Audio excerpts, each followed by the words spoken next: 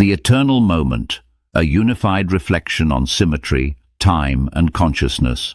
This explores a unified interpretation of Noether's theorem, the block universe model of space-time, and the nature of consciousness in relation to time. It proposes that energy conservation, rather than being a law enforced through time, is an emergent property of an eternal, symmetrical structure. The experience of the present moment, the now, is not evidence of time flowing, but of consciousness illuminating a timeless architecture. Drawing from physics, metaphysics, and theology, this work argues for a holistic understanding of reality in which symmetry is not merely mathematical, but ontological, and consciousness is not incidental, but revelatory. Chapter 1. The Eternal Moment. In every discipline, physics, philosophy, theology, time is a persistent mystery. Is it fundamental or emergent, a river we flow through, or a dimension we inhabit? In the 20th century, Einstein's theory of relativity reshaped our understanding of time as a dimension embedded in a four-dimensional block universe. In parallel, Noether demonstrated that conservation laws are not imposed rules, but consequences of symmetry. This paper, The Eternal Moment, which is linked in the description below, proposes a radical synthesis that conservation laws, particularly the conservation of energy, arise not from time's passage, but from the timeless nature of reality itself. That the present moment, the now, is not a fleeting sliver between past and future, but the only point of illumination in an eternal whole. And that consciousness is not separate from this structure, but a necessary observer that gives time its emergent character. By connecting Noether's theorem, the block universe, and consciousness, we argue for a model where laws are shadows of deeper invariances, and time is not the cause of order but the expression of attention. We call this synthesis the eternal moment. Chapter 2. The block universe and time symmetry. The block universe model, derived from Einstein's space-time formalism, posits that the universe is a four-dimensional manifold in which all events, past, present, and future, coexist. Rather than happening, the universe is. Time in this model is a dimension akin to space, fixed, unchanging, and complete. From this perspective, the experience of time flowing is not a feature of the universe, but a feature of consciousness. The passage of time is the illusion created by our awareness moving through the block, like a spotlight sweeping across a painting. This eternalist view is deeply consistent with the conservation of energy when viewed through Noether's theorem. If the laws of physics remain invariant under time translation, then energy is conserved. But if time itself does not flow, if the universe is already complete, then this symmetry is not merely over time, but of time. In such a reality, energy is not conserved in sequence, but across the unchanging structure of the cosmos. It is not enforced. It simply is. Chapter 3. Noether's Theorem and the Nature of Law. Noether's theorem is one of the most profound insights in mathematical physics. For every continuous symmetry in the laws of nature, there exists a corresponding conservation law. Time translation symmetry leads to energy conservation. Spatial symmetry yields momentum conservation. Rotational symmetry conserves angular momentum. These are not arbitrary rules. They are structural consequences of deeper invariances.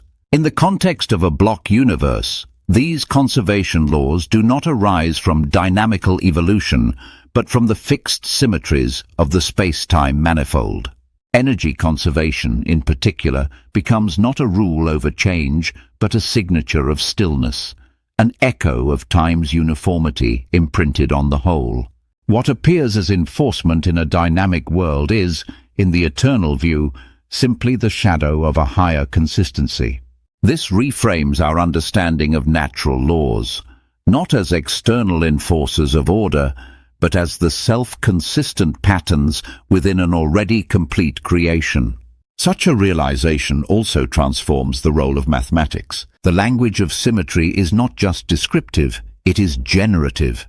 Through Noether's insight, we glimpse the blueprint of a universe where laws are not imposed but revealed, discovered in the unbroken fabric of reality itself. Chapter 4. Entanglement and the illusion of separation. At the quantum level, another mystery emerges: entanglement. When two particles are entangled, they share a state so intimately that the measurement of one instantly determines the state of the other, regardless of distance. This phenomenon defies classical expectations and seems to violate locality, but only if time and space are assumed to be fundamental. If, instead, the block universe is taken seriously, then entanglement is not a spooky transmission of information, but a static relationship within the structure itself. The particles are not communicating. They are correlated because they are part of the same timeless pattern. What appears to be instantaneous action at a distance is the natural consistency of a shared state in an eternal manifold. In this light, entanglement points to a deeper unity beneath the illusion of separation. Space and time do not divide reality, they frame it. And quantum correlation may be evidence of an underlying order where all things are already connected, woven into the same eternal design. Consciousness again plays a key role. It is the observer that collapses potential into actuality, not by causing change in time, but by selecting a slice of the whole. The entangled system is complete. The act of observation is not a disruption, but a revelation. Chapter 5.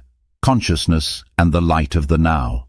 In all prior sections, time has been treated as a structure, and consciousness as its witness. But what if the relationship is deeper still? What if consciousness is not merely a traveler through the block, but the light by which its structure is made known? The present moment, the now, is not found in equations or coordinates. It is found in experience, and that experience is not passive. It is active selection, a collapse of potential into one perceived actuality. In quantum theory, this is formalized as wave function collapse. But at the level of lived reality, it feels like attention, like intention, like awareness. If the block universe is a timeless whole, then consciousness is the searchlight moving across it, illuminating each point one frame at a time. But unlike a mechanical scanner, this light has preference, memory, reflection, and meaning. It is not content to observe, it seeks to understand. In doing so, it reveals the eternal not just as structure but as story. In this view, consciousness is not an emergent property of matter. It is the perceiver of matter, the revealer of moments, the witness of truth. Without it, the block remains unlit, but through it, the eternal becomes known. Chapter 6. Theological Reflection. Eternity and the Divine Architect. This unified view of symmetry, time, and consciousness leads to a natural theological question: what or who authored such a structure? If the universe is eternal, symmetrical, and ordered, not chaotically but beautifully, then it resembles not mere randomness, but purpose. In many traditions, God is described as timeless, unchanging, omnipresent. These are not just spiritual metaphors, they resonate with the block universe model. The idea of a creator who stands outside of time, who authors the laws of physics through the language of symmetry, and who breathes life into consciousness itself, fits naturally within this framework. Noether's theorem reveals structure. Relativity reveals eternity. Quantum theory reveals participation. And consciousness reveals meaning. When seen together, these become not a contradiction, but a convergence. In the eternal moment, we see a universe that is lawful yet alive, fixed yet unfolding, complete yet made known only through the eye of the beholder. And perhaps that beholder, whether called observer, soul, or image-bearer, is the key to understanding why the eternal whole exists at all. Chapter 7. Conclusion: toward a new vision of reality.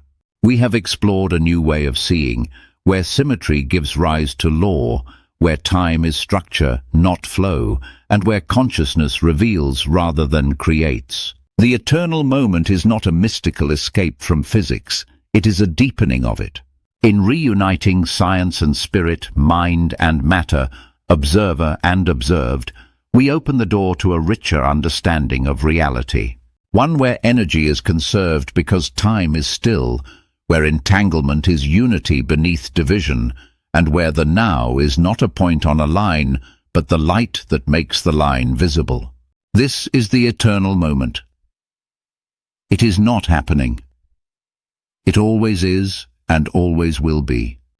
What are your thoughts? Don't forget to like and subscribe.